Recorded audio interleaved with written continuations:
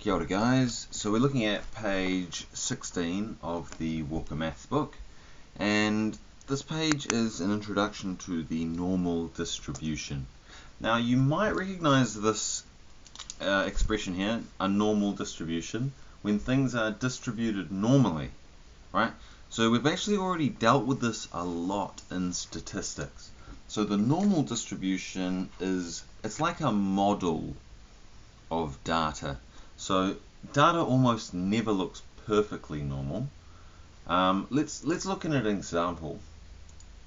So here we have that Kiwi data where we have the North Island brown kiwis and the Tokueka kiwis, and I've got them modeled here.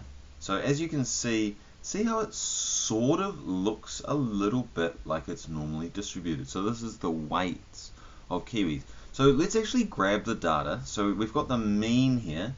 So the mean is 2.523. Let's remember that. Mean is 2.523.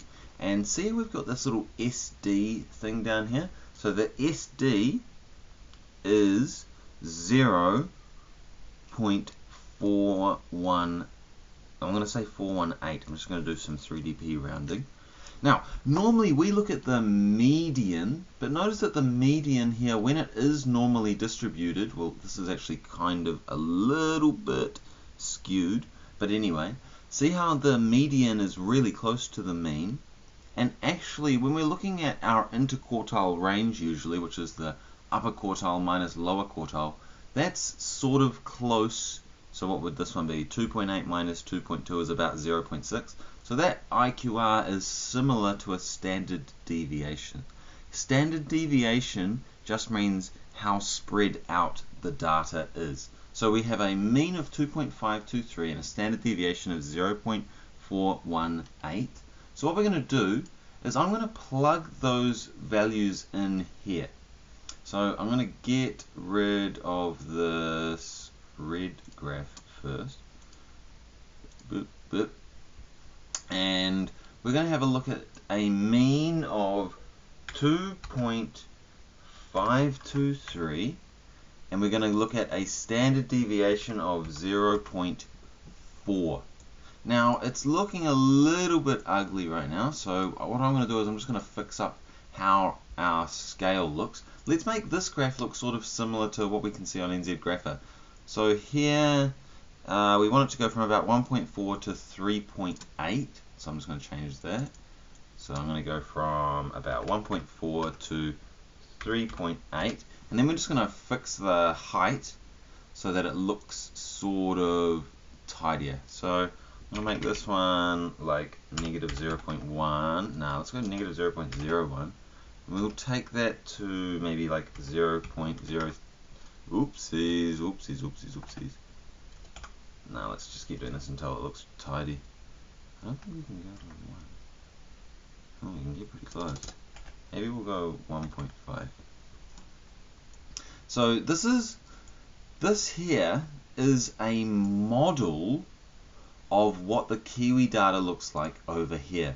So it doesn't look too similar, but you'll notice that the peak of this graph is around about where the mean is, which is around about 2.4, 2.5. So that's where our mean is, happening right here at 2.5. And then see how it sort of tapers off and sort of finishes around, it finishes at about 1.6 here, and it tapers off on the right side, finishing at about 3.7. So our one's sort of doing that. It tapers off down to about 1.6, and then it tapers off down this side to about 3.7. It's a little bit different, but remember, this is just a model. It's a model of the Kiwi data that we are looking at. So let's go back to the book real quickly and just have a look. So this book is saying it's a measure of continuous data. Well, we're looking at weight of kiwis. Most data is clustered around the central value. Yeah, that's what we've got in our model, with a few extreme values either side. Yeah. And the distribution is symmetrical. So in our model, that is the case. That is what we are looking at on our model for our kiwis. Right? The general shape looks like a little bit like this. Parameters for this are the mean is the center of the distribution. So we made that the mean weight of kiwis, which was 2.523.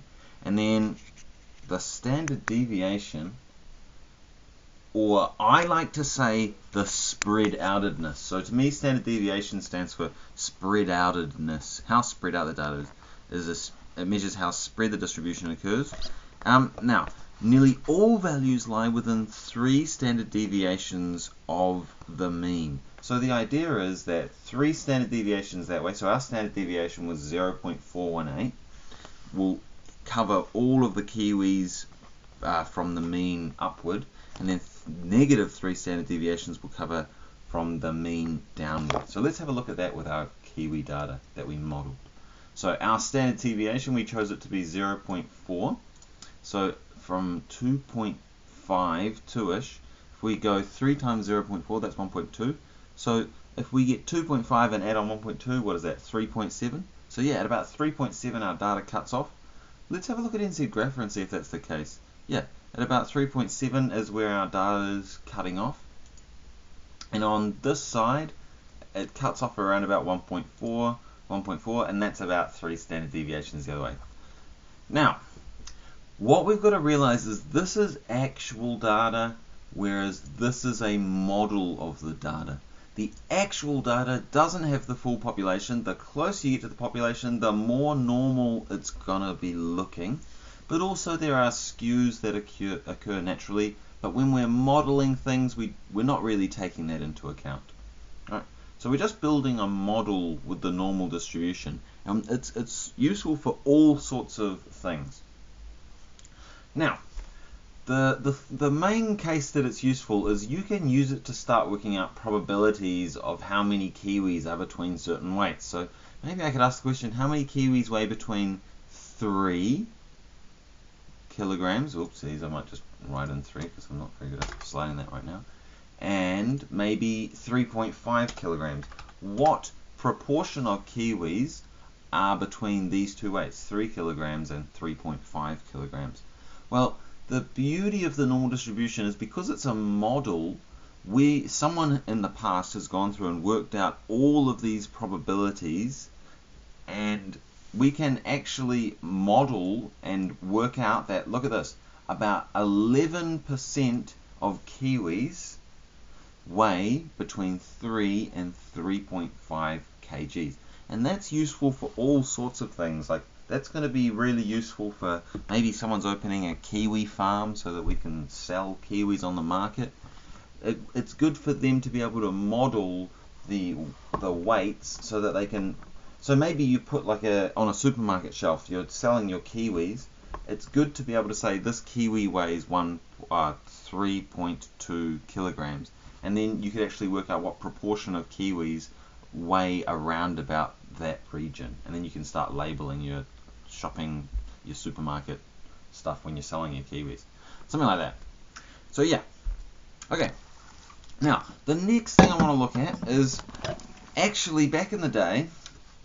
Let's move it over to the camera again. Back in the day, we didn't have fancy computer software to be able to model these things like we're doing here.